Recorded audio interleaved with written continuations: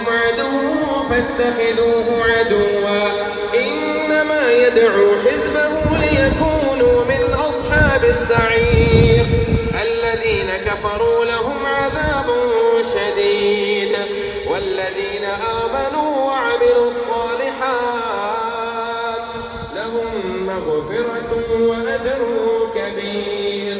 أفمن زين له سوء عمله فرأى